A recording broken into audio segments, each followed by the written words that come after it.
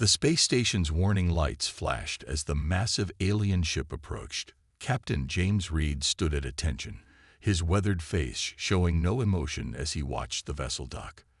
This was humanity's first official contact with the Galactic Council, and he knew every move would be judged. The docking chamber hissed as alien atmosphere mixed with human air. Through the clearing mist stepped three tall figures. Their leader, a creature with dark scales and eyes that glowed like dying stars, looked around the human station with obvious disgust. This is what the humans call their best orbital facility. The alien's universal translator made its voice sound like grinding metal. I've seen better construction in primitive mining outposts. Reed kept his face neutral, though his fingers twitched slightly at his sides. 20 years in the International Space Force had taught him when to speak and when to stay silent. This was definitely a moment for silence. The alien delegation walked through the station, making little effort to hide their contempt. They poked at the control panels, sneered at the life support systems, and laughed at the weapons arrays. The leader, who called himself the Darkwing Commander, seemed particularly amused by Earth's defensive capabilities. These laser systems wouldn't even scratch the paint on our smallest scout ships, the commander said, running a clawed hand along the barrel of a defense turret. And your radar, it's like watching a blind creature try to count stars. Reed led them to the station's conference room, where Earth's top officials waited via holographic projection. The room fell silent as the aliens took their seats, their tall forms making the human-sized furniture look like children's toys. The Galactic Council has deliberated on Earth's petition for membership, the commander announced, his tone making it clear the deliberation had been brief. We find your species lacking.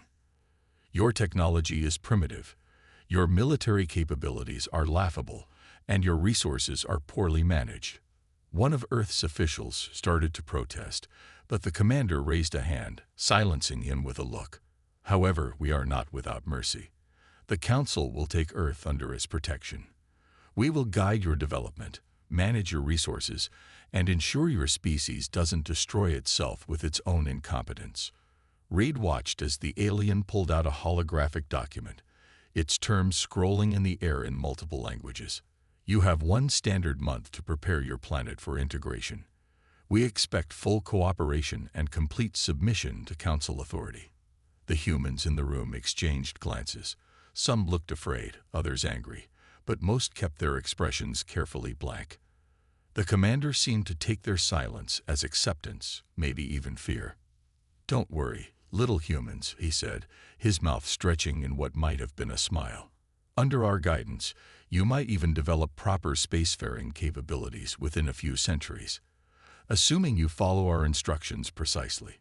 After the meeting, Reed escorted the aliens back to their ship. The commander paused at the airlock, turning to face the human captain. You've been very quiet, Captain Reed. No protests about human dignity. No bold claims about human potential. Reed met the alien's glowing eyes. No, sir. Nothing to say at this time. The commander laughed, a sound like breaking glass. At least one of you knows your place. Perhaps we'll keep you as an example to the others of proper behavior toward your betters. Once the alien ship had undocked and moved a safe distance away, Reed walked quickly to his private quarters. He pressed his palm against a hidden scanner, revealing a secure communication terminal. The face that appeared on the screen belonged to the actual head of Earth's defense forces, not the diplomatic figure who had been in the conference. They took the bait, Reed said simply. They believe exactly what we wanted them to believe. And the Nightshade? The commander asked. Ready and waiting, sir. They didn't detect a thing. Their scans passed right through the area where we have an entire battle fleet stationed. Their arrogance is even greater than our intelligence suggested. Good. Begin Phase 2. Let them think they've won for now. Let them think we're beaten. The commander's face showed the first smile of the day. 1 month is more than enough time to show them exactly what humanity is capable of. Reed ended the transmission and stood by his window, watching the alien ship shrink into the distance. Let them mock humanity's technology. Let them laugh at Earth's defenses. They would learn soon enough that humanity's greatest weapon had always been its ability to be underestimated. 3 years earlier, in an underground facility deep beneath the Rocky Mountains, Dr. Anna Miller stared at her computer screen with tired eyes.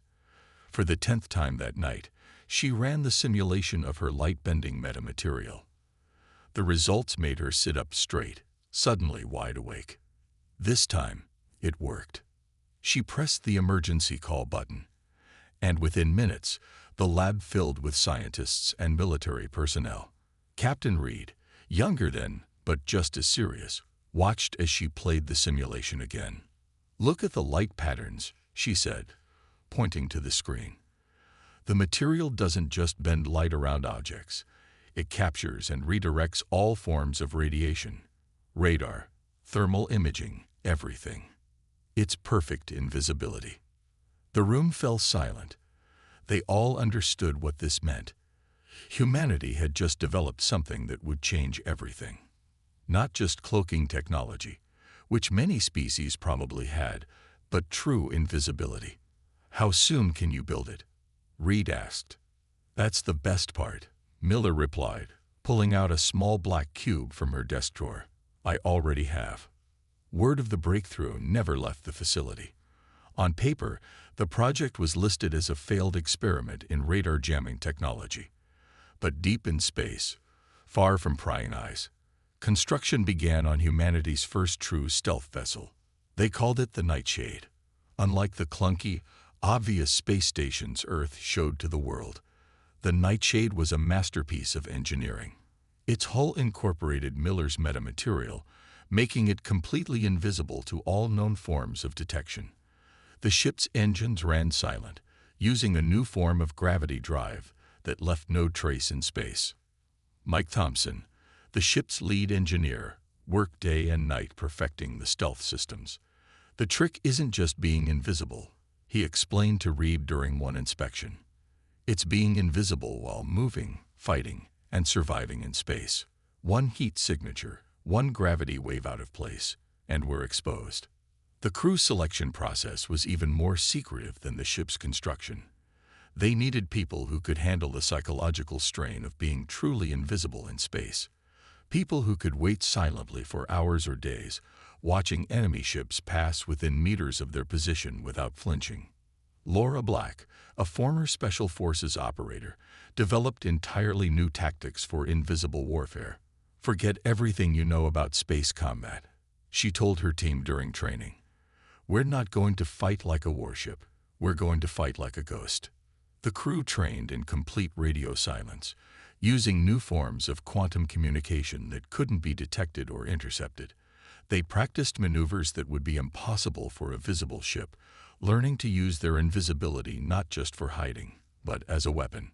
While the Nightshade and its crew prepared in secret, Earth carefully crafted its public image. They maintained obviously outdated technology in their public space programs. They made sure visiting alien traders saw only what humanity wanted them to see: a young, struggling species barely able to reach their own moon. When the first alien scouts appeared at the edge of the solar system, Earth was ready. The Nightshade tracked them unseen, learning their capabilities, their weaknesses, and most importantly, their arrogance.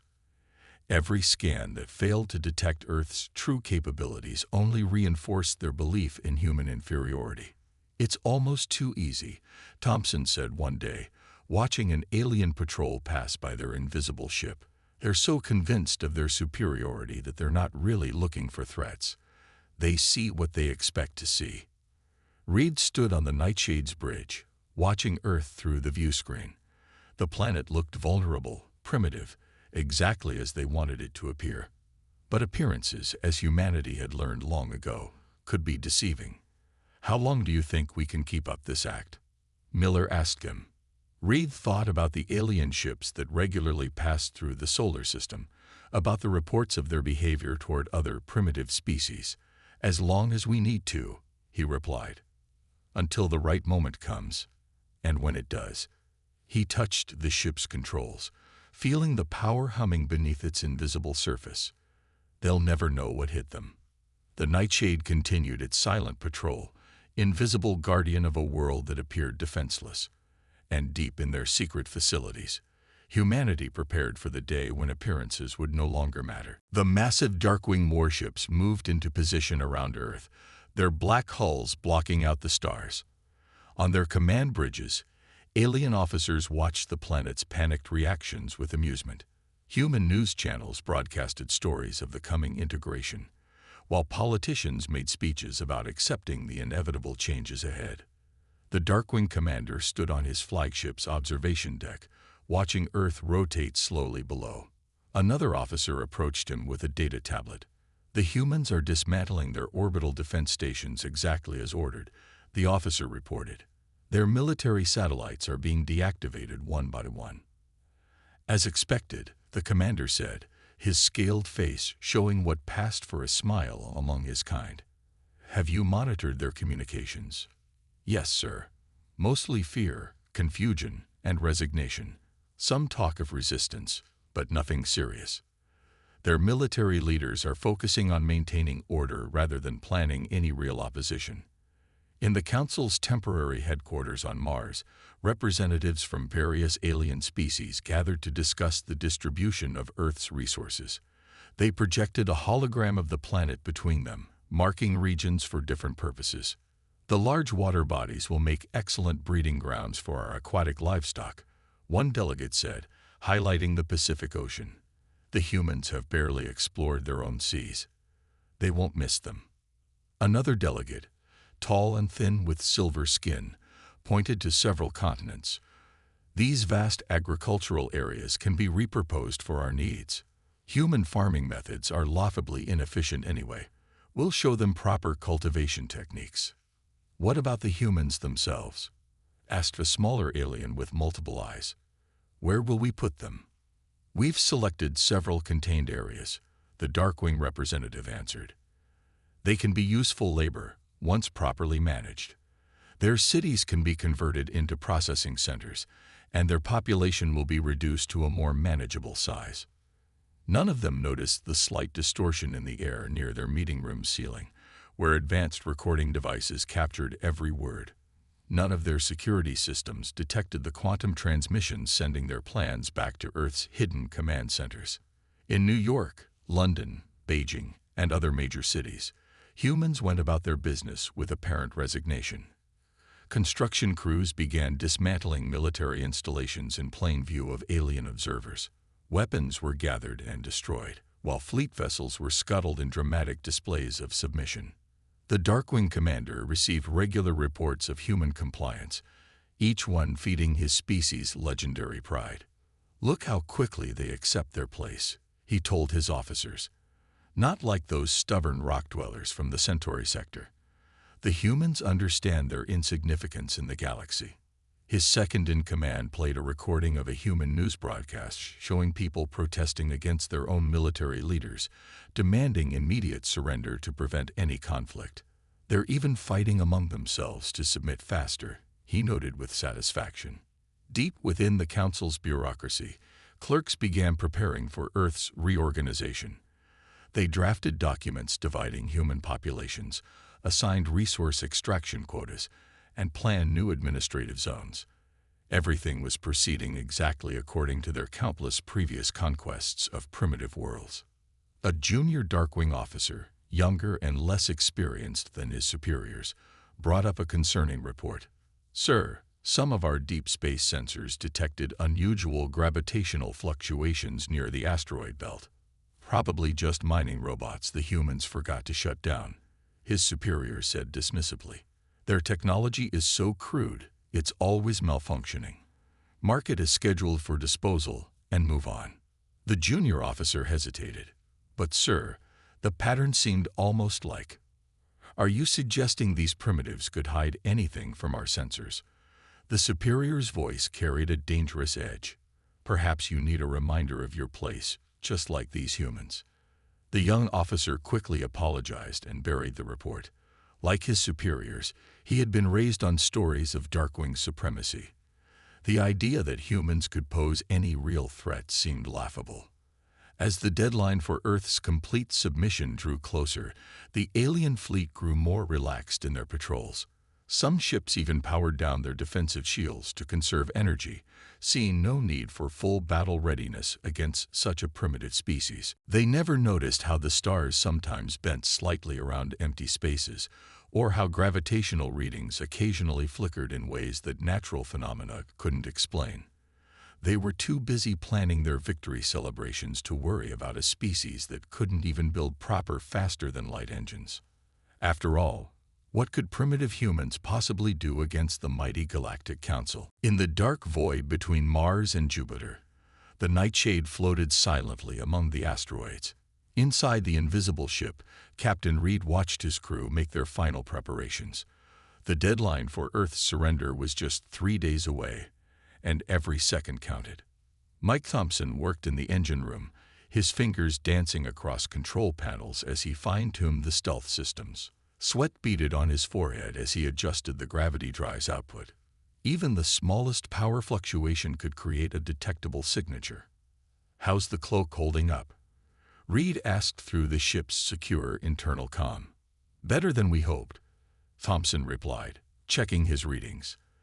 "The aliens' patrol ships have passed within 100 meters twice now. Their sensors didn't even flicker. Dr. Miller's metamaterial is performing perfectly." In the weapons bay, Laura Black and her team loaded the special missiles they'd developed. Each one was wrapped in the same stealth material as the ship. "Once launched, they'll be just as invisible as we are," she explained to her crew. "The aliens won't see them coming until impact." The crew had been living in complete silence for weeks now, tracking alien movements and studying their patterns. They'd watched as the mighty warships strutted through Earth's solar system, confident in their superiority. Every crew member had memorized the aliens' patrol routes, their blind spots, their weaknesses. Reed called his senior staff to the briefing room. The lights were kept low to prevent any chance of visible emissions. "Record your final messages," he told them. "If something goes wrong, your family should know what we tried to do here." One by one, they sat before the secure recorder. Thompson spoke of hope and human ingenuity. Black talked about duty and the right to remain free. Others spoke of family, of Earth, of the future they were fighting to protect. Dr. Miller worked in her small lab aboard the ship, making last-minute adjustments to the stealth field. "The aliens' overconfidence is our greatest advantage," she said as Reed stopped by. "They're not looking for advanced technology because they don't believe we're capable of it. Their own arrogance blinds them." In the ship's mess hall, off-duty crew members watched feeds from Earth. They saw their home planet appearing to submit, knowing it was all part of the plan. Some clenched their fists as they watched the aliens parade through human cities, but they maintained their discipline. They had trained for this. "Status report," Reed commanded during the final check. "Engines at optimal stealth configuration," Thompson reported. "We can move at full combat speed without detection." "Weapons primed and ready," Black added. "All stealth missiles show green status." "Communications array functioning perfectly," the comm officer said. "Quantum channels secure and untraceable." Reed walked through his ship one last time, stopping to speak with each crew member. These men and women carried humanity's hopes with them. They had trained in silence, lived in darkness, all for this moment. The ship's AI displayed a countdown timer on every screen. 3 days until the deadline. 3 days until the aliens expected Earth's final surrender. 3 days until humanity would show the galaxy its true face. In his quarters, Reed recorded his own message. "If you're watching this," he said to the camera, "then something went wrong. But know that we tried. Know that humanity didn't submit quietly to tyranny. And if we succeeded—" He paused, allowing himself a small smile.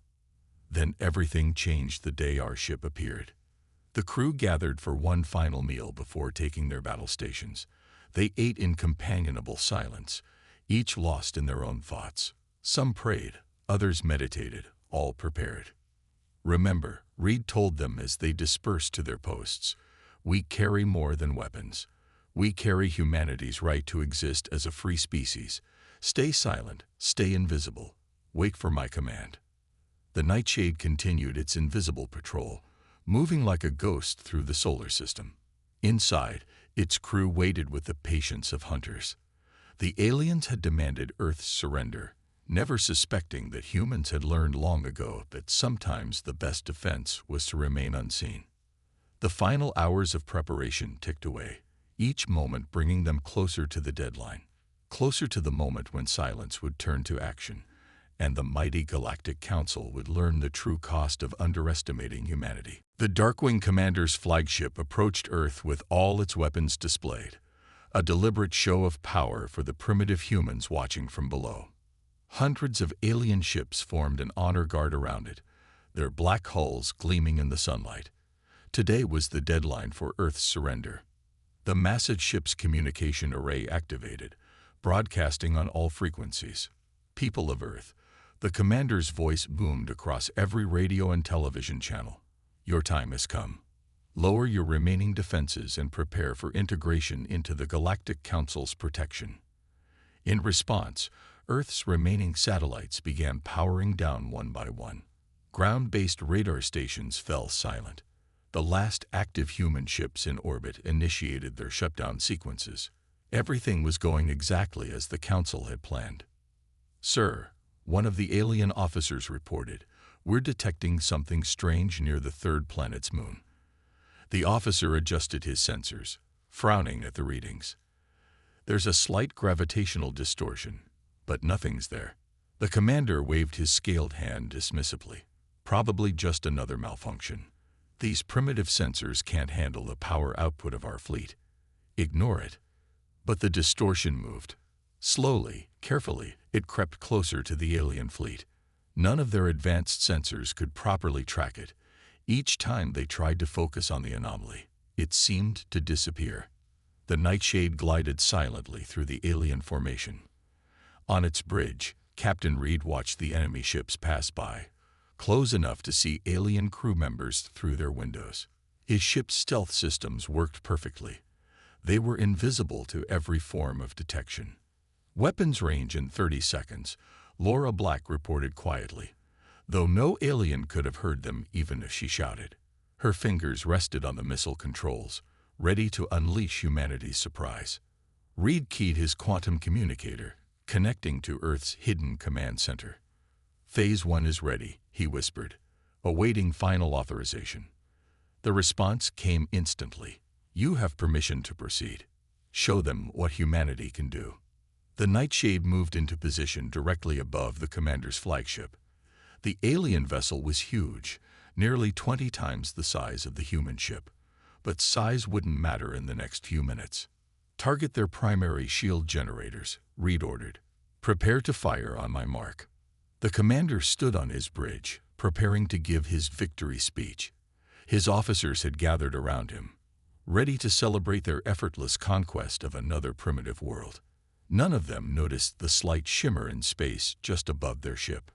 "Fire," Reed commanded. The stealth missiles launched silently, invisible just like their mothership.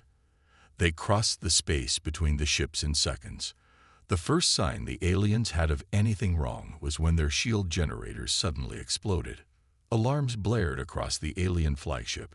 "We're under attack." An officer screamed. "But there's nothing there." "Impossible," the commander roared. "Find them. Use every sensor."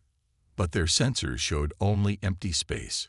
The Nightshade was already moving to its next target, launching more invisible missiles. 2 alien cruisers exploded before they could even raise their shields. "Now," Reed said into his quantum communicator. Across the solar system, dozens of hidden human ships dropped their own stealth fields. The aliens found themselves suddenly surrounded by an entire fleet that had been there all along. Panic spread through the alien armada. Ships fired blindly into space, trying to hit an enemy they couldn't see. But their weapons passed harmlessly through empty areas, while the real attacks came from completely different directions. "Send a message to all council ships," Reed ordered. "Text only." The message appeared on every alien screen. You mocked our technology. You laughed at our capabilities. You thought us primitive. This is humanity's response. The Nightshade decloaked for just 1 second, appearing directly in front of the commander's viewport. The alien leader saw the sleek human ship, its hull gleaming with the same metamaterial technology he had dismissed as impossible for primitives to create. Then it vanished again, leaving him staring at empty space. Still think we're primitive? Reed's voice came through on all channels as more alien ships exploded around them. The mighty Galactic Council fleet was in chaos, being torn apart by enemies they couldn't see or fight. Earth's moment of revelation had come, and the galaxy would never be the same. News of the battle spread across the galaxy faster than light itself. The mighty Darkwing fleet, pride of the Galactic Council, had been decimated by ships that appeared from nowhere. The humans, those supposedly primitive beings, had done the impossible. The Nightshade led Earth's stealth fleet in a campaign that shattered the Council's military power. Alien commanders found themselves fighting shadows. Every time they thought they had cornered a human ship, it vanished. When they gathered their forces for protection, invisible missiles would strike from multiple directions at once. Thompson worked tirelessly in the Nightshade's engine room, pushing the stealth systems beyond their designed limits. "They're trying to track our gravity signatures," he reported to Reed. "But we're already 3 steps ahead of them. Each time they develop a new detection method, we've got a countermeasure ready." The Council's response to their first major defeat in centuries was predictable. They sent more ships.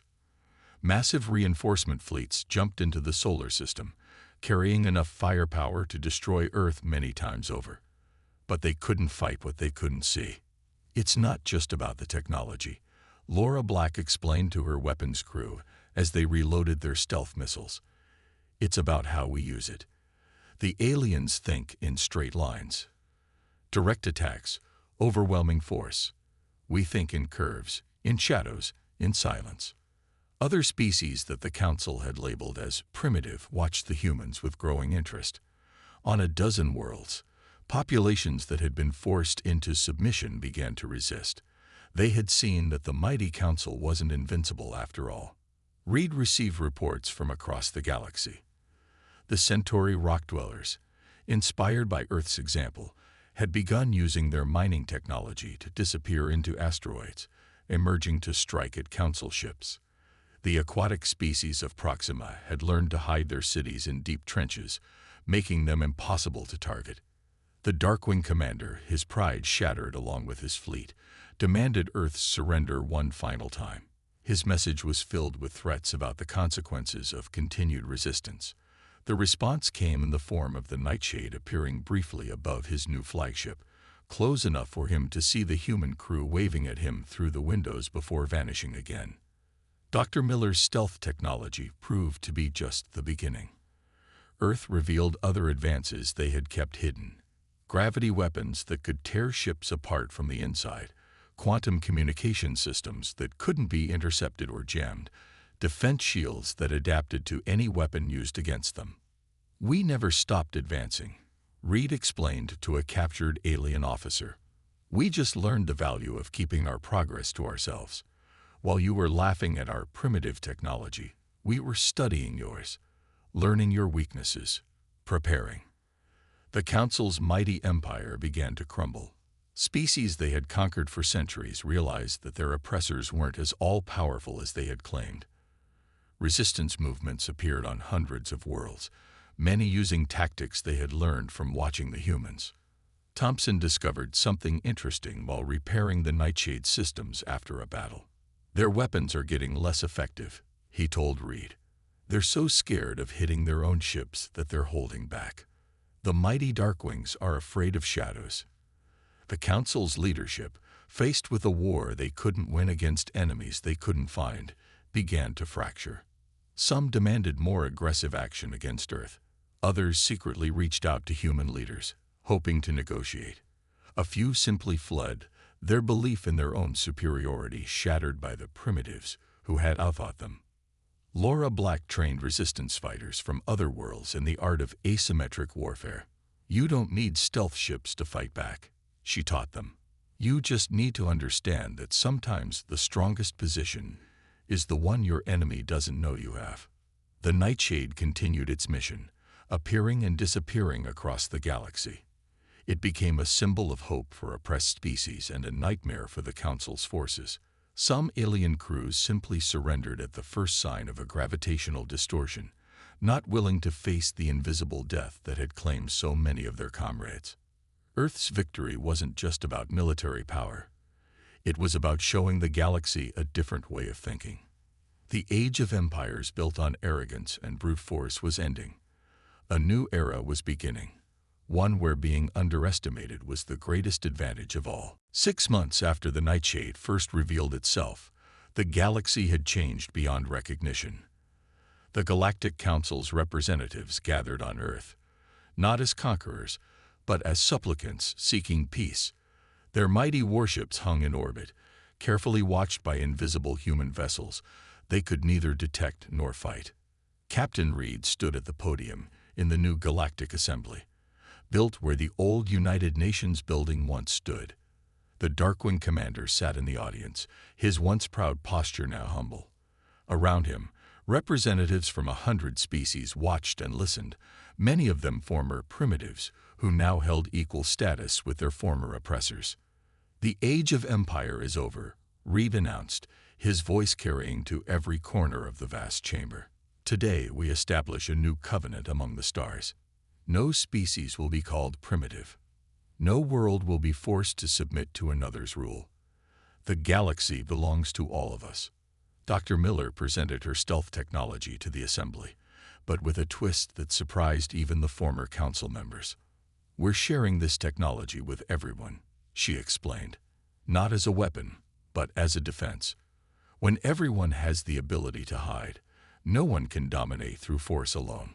The Nightshade's crew watched from their ship as the new alliance took shape. Thompson had modified their stealth systems to serve as a template for other species. Funny thing about bullies, he said while working. They stop being so tough when their targets can disappear. Laura Black found herself training an unusual group, former council military officers learning to think differently about power and defense. True strength, she told them, isn't about being the biggest or most visible. It's about choosing when to be seen and when to remain hidden. The former council races struggled to adapt to the new reality.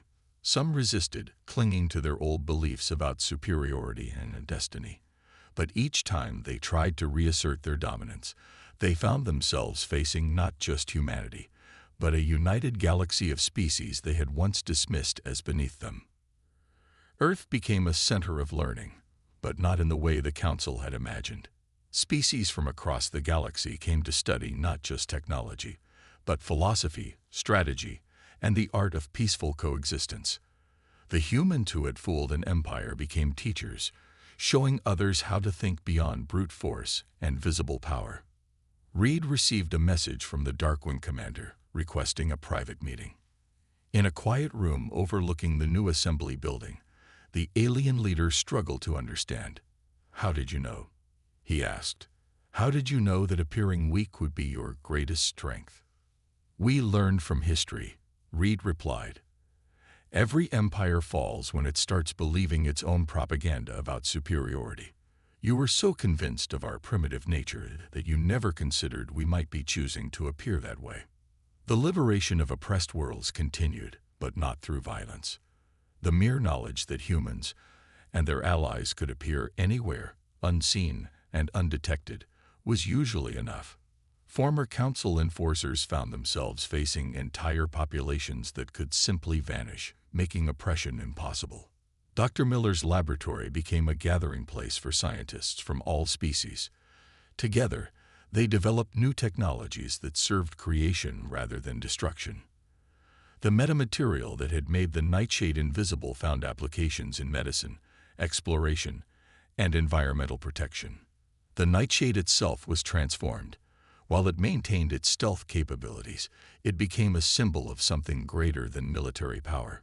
It led missions of exploration and rescue, appearing from nowhere to help those in need. then vanishing again like a guardian spirit of the stars. 1 year after the day of revelation, Reed stood on his ship's bridge, watching Earth rotate below. The planet had changed, but not in the way the Council had planned. Instead of becoming a subjugated world, it had become a beacon of hope, a place where any species could learn how to protect their freedom without losing their soul. "Ready for patrol, Captain?" Thompson asked from his station. Reed nodded, feeling the familiar hum as the stealth systems engaged. The stars seemed to bend around them as the nightshade vanished from view. Somewhere out there, other ships were doing the same thing, creating the galaxy where peace was protected not by visible strength, but by the knowledge that power works best when it serves rather than dominates. The age of empires had ended. The age of shadows and wisdom had begun. And somewhere in the darkness between the stars, humanity's first stealth ship continued its endless watch, invisible guardian of a changed galaxy.